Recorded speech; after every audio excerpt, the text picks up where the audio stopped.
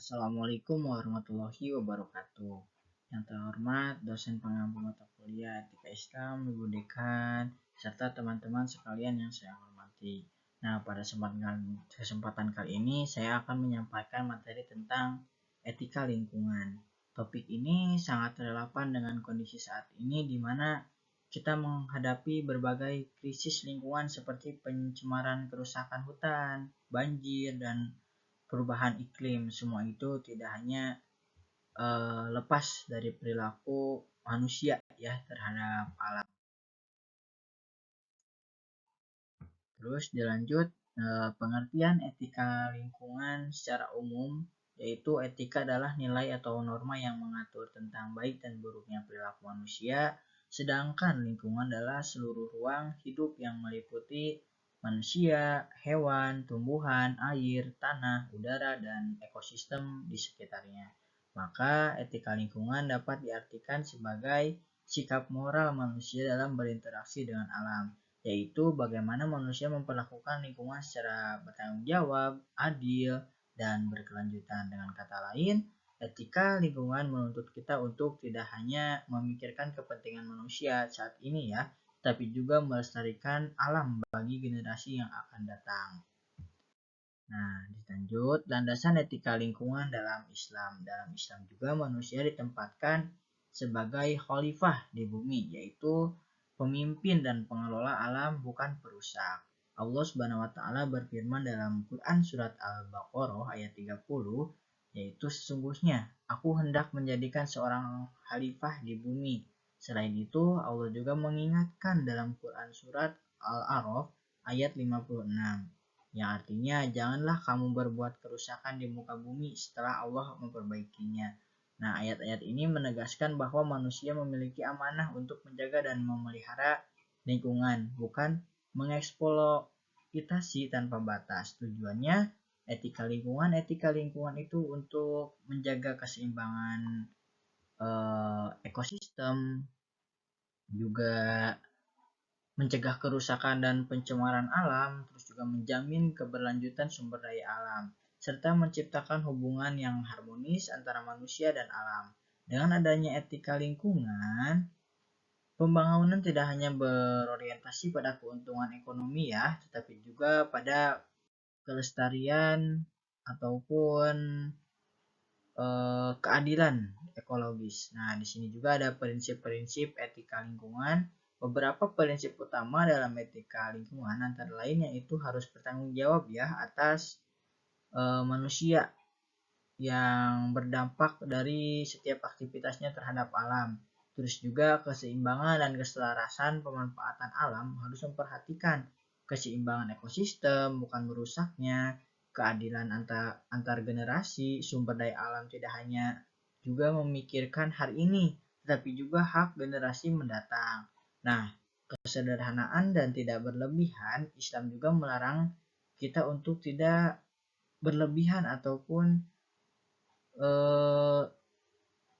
sikap boros itu ya, eksploitasi berlebihan terhadap alam itu. Nah, bentuk aktualisasi etika lingkungan dalam kehidupan sehari-hari, yaitu etika lingkungan tidak hanya konsep tetapi juga harus diwujudkan dalam tindakan nyata, seperti yang pertama membuang sampah pada tempatnya dan memilah sampah, terus juga mengurangi penggunaan plastik sekali pakai, nah menghemat air dan listrik, terus juga menjaga kebersihan lingkungan, mau itu di kampus ataupun di rumah. Nah, terus juga menanam pohon dan menjaga ruang hijau, serta tidak merusak fasilitas umum dan alam sekitar.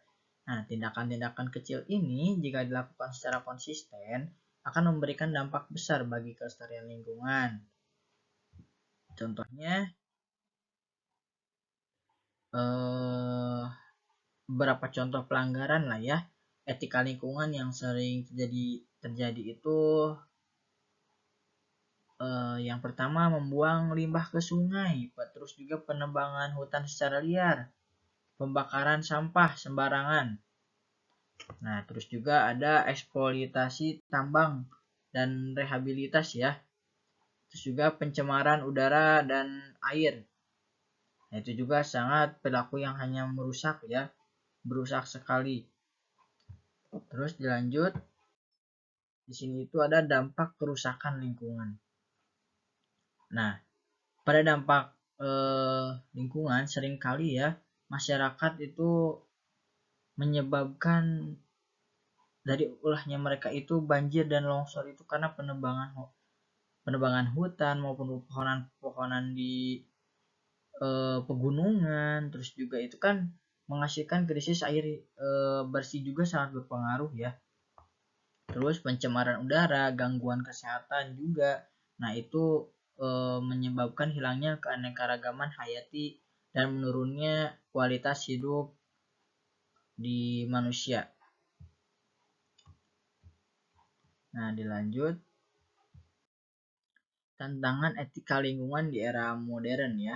Tantangan etika juga lingkungan ini semakin kompleks, seperti yang pertama pertumbuhan penduduk dan urbanisasi ya. Terus juga ada tekanan pembangunan industri. Jadi dan pembangunan yang sangat tinggi-tinggi itu dan yang menyebabkan gaya hidup konsumtif ya. Rendahnya juga kesadaran masyarakat dan kepentingan ekonomi yang menjadikan jangka pendeknya itu. Nah, seringkali kepentingan ekonomi jangka pendek itu lebih diutamakan daripada kelestarian alam jangka panjang. Nah, bagi peran mahasiswa dan masyarakat, sebagai mahasiswa dan bagian dari masyarakat, kita memiliki peran penting dalam menjaga lingkungan, seperti menjadikan contoh perilaku ramah lingkungan, terus juga mengedukasi masyarakat tentang pentingnya menjaga alam, terlibat dalam kegiatan sosial seperti kerja bakti, penanaman pohon, dan kampanye lingkungan, serta bersikap kritis terhadap kebijakan yang merusak lingkungan. Nah, perubahan besar selalu dimulai dari kesadaran individu. Nah, maka dari itu kita harus menjaga alam di lingkungan sekitar kita.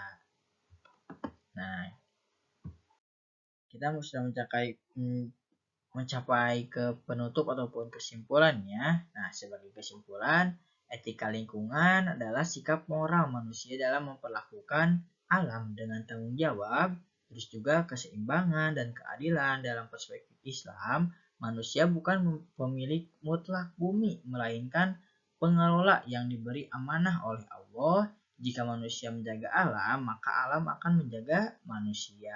Namun, jika manusia merusak alam, maka dampaknya akan kembali kepada manusia sendiri. Demikian pemaparan dari saya. Wassalamualaikum warahmatullahi wabarakatuh.